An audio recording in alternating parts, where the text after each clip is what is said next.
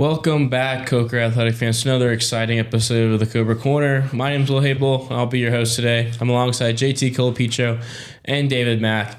In this episode, we're going to go over some things happening next week with conference tournaments and other teams wrapping up their seasons, as well as talk about teams whose seasons just recently wrapped up. So stay tuned for that as we unpack the latest and greatest updates from Cobra University Athletics. All right, let's dive right into our weekly roundup, highlighting key results and performances across various sports from Cobra this past week. First off, baseball to game one of the series from Catawba, number one of the conference. Cobra sitting at number 2 going into that series. They beat them 6-5 on Friday night, propelled by a 4-run bottom of the second inning. Jalen Mack went 2 for 3 with 2 runs and an RBI. And he actually took the very first pitch of the ball game seen by the Cobras over the fence in left center. So that was really cool to see. Got everybody hyped. Gave the Cobras a little bit of a spark going into this one. He was 2 for 3, 2 runs and an RBI. Cam Farrell 2 for 4 and with 3 RBIs, and Adam Wilkerson was 2 for 3 with 2 runs and an RBI. So great play from those 3 and everybody else. Great team win for that first one. Yeah, Cooper Thomas on the mound too. Yeah, he pitched phenomenal. I think it was 6 1/3, 6 2/3, something like that. Yeah, it was something like that. 6 2/3 and was dominant in those 6 2/3. Yeah, so great performance overall from offense on the offensive side and on the defensive side, and we're really looking forward to seeing them perform down the stretch. But now on to the other diamond in softball, JT. Yeah, switching over to the other diamond in softball, and the one thing we forgot to mention about this weekend, it was senior weekend. For that matter, for both baseball and softball. So congratulations to all the seniors. But softball was able to take care of business on Saturday against Catawba in Game 2. Won that one in an offensive-heavy performance. 12-9 was the final on that score. Grayson Chambliss went 3 for 3 with 4 RBIs in Game 2, as well as Cobra seeing a solid performance from Caroline Ingram. She went 1 for 1 on the day. She walked twice. Cobra's only struck out 3 times and walked 8 in Game 2. Cobra saw RBIs from pretty much everybody in the lineup. Kelsey Scott, Ariana Fair, Cam Jackson, Katie Ray, Chambliss, as I mentioned before, with 4 RBIs. Kelsey Golly and Caroline Ingram also all had RBIs in the lineup, and Game 1, can't mistake, and Ari Fair sending her first home run of the season out of the over the fence. So huge weekend. And then moving over to the track and everything like that, had an outdoor record that got broken, and this time it was on the women's side. It was not on the men's side, ladies and gentlemen. I didn't know you're used to saying that on the podcast, but Mariah Mitchum broke the 400 outdoor record at the USC Open this past weekend, so congratulations to her. And something to mention on that side is her time is currently 11th in all of Division 2, so she's having a really great season for sure. Absolutely. And another thing to mention about this past weekend, big competition for the Cobras this weekend, a lot of PRs and everything like that. They were facing, they went over to USC for the meet and saw a lot of teams. Coastal Carolina, you saw Rutgers, you saw a ton of Division I teams that, again, Cobras normally won't see and everything like that. A couple teams in the mix, if you will, for who you would see in conference tournament. But again, as I said before, congratulations to Mariah Mitchum, 54.57, the new record. But now shifting over to the links with golf, Will. Yeah, men's golf is currently in the SAC tournament right now, in the final day right now. They're tied for first with LR, shooting a team combined of 8 over par heading in to today. They have not teed off yet as of recording of 11:30, but best of luck to those boys if they look to bring home a SAC championship here to Hartsville. And then now we're going to transition into the spring sports, who seasons recently came to an end last week. First off, we're going to start with men's lacrosse. We had their first legitimate bid to the tournament since 2018. They did make the tournament in 2020, but that was due to COVID and some teams dropping out. But we lost in the quarterfinals to Wingate. It was a hard-fought 2 games. We played them on Wednesday and Saturday. So boys got to see a lot of that team.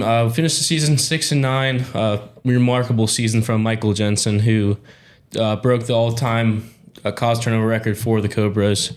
And then Connolly right behind him. He's working on setting records himself too. Jensen currently number 1 in the country for cause turnovers, and Connolly sitting at that 5 spot. So that defense is very strong for the Cobras, as they're both sophomores, so they still have 2 more years here in Hartsville. And then senior goalie Ethan Hofer finished his strong career on Saturday. This year he broke the single season save record and the all-time save record for Coker as a program. So congrats to him on a remarkable college athletic career. And then moving over to the offensive side, we had very good seasons from Elijah Utz, Justin Behe, Dyer Marshall, who continued to stand out for the Cobras in scoring, assists, all that good stuff. And then lastly, I wanted to touch on Coach Ambrose and what a year he's had, being named head coach over winter break and just gathering his troops. Everybody bought in to what he had to do.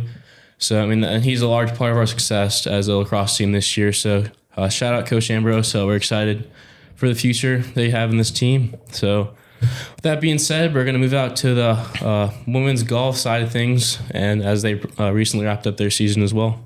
Now moving out to women's golf, they finished the season in the SAC tournament last Monday, finishing 10th in the tournament. So, we had Coach Hackney on a week ago or so.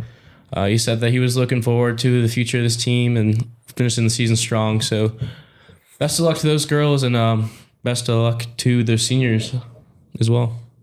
And now we're going to move out to softball. We had another senior day this past week. Yeah, again, huge week for softball, as I said before, huge season for softball. Again, very tough conference. The one thing that we talk about all the time in here, gentlemen, SAC probably one of the toughest conferences for any sport for that matter, but nonetheless, Cobras were able to put a handful of girls batting over 300 on the season, in with Kelsey Scott leading that way, actually batting over 432 was her final average. Katie Ray leading the team in home runs with 8, and then Cam Jackson, what haven't we said about Cam Jackson this season? 31 RBIs for her this season, 5 RBIs and a 313 average for herself. As well as, again, a very young core for the Cobras coming in, and a huge congratulations to Coach Bennett, Coach Jones on a very successful season. 29 home runs as a group as well for the team in total. So, and there was not a game where this team did not give up. They fought you all throughout. They fought you until the very end and everything like that. And so congratulations to Coach Bennett and then Coach Jones on a very hard-working season this year. And now shifting out over to the courts with tennis, David. Yeah, so men's tennis wrapped up their season, and they finished with a 4-0 loss to Wingate in the SAC quarterfinals. The score, I will say, so the way that tennis scoring works is that it is out of 7 possible points, 6 individual points with singles, and then doubles is 1 point. And unfortunately, the way that playoff scoring works is that once the game is clinched, the match ends. So it ends 4-0. But we actually had 2 singles matches in Tom Lammers, who won his first set, and then Andy Hun, who also won his first set. And then in doubles, Andy and then his partner, Joao Casas, were tied 4-4 in doubles and on serve. So it was tough because we had a couple matches that were definitely winnable that we could have finished out and won. The score would have looked a little more reflective as to what the game actually was. But they finished out their season. Thibaut DeCalliway, he finished his career. He was the lone senior on that men's team. So they're really looking forward to the rest of the future for that men's tennis team. And I'm excited to see them grow in the next season.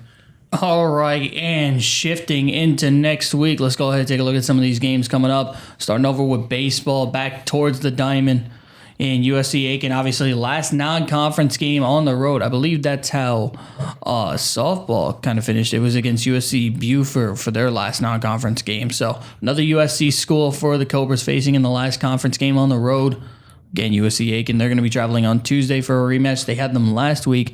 And then, gentlemen, we were talking about this in the office and everything like that, and we've been talking about it all week and everything like that. Probably the biggest series, aside from last week with 1 versus 2, probably the biggest series this weekend coming up for baseball. Carson Newman at home. It's going to be 3 versus 4, but essentially, with the way implications and playoffs are going and everything like that, this series could heavily determine if baseball is hosting playoffs here over at Coker University in Hartsville over at Tom J. Newfield, which, again, is going to be a big series because Catawba, who the Cobras faced last weekend, is going to be facing Wingate at home. So, huge weekend series for the Cobras. I don't think we can underestimate that enough, ladies and gentlemen. Now back out inside to Acro. Speaking of big meets, doesn't get much any bigger for Acro, Will. Yeah, Acro is going to go ahead and compete in the national championships in the open synchronized pyramid this Saturday. That will be televised on ESPN Plus. So tune in, watch the girls. That will actually go through Monday as well. So make sure you tune in to ESPN Plus to watch those girls compete for another title to bring that one home.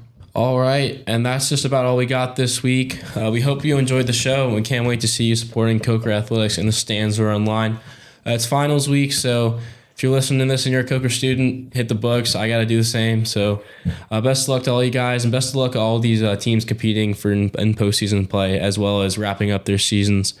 So just like always, keep cheering, be loud. Let's go Cobras. This will most likely be our last episode in studio.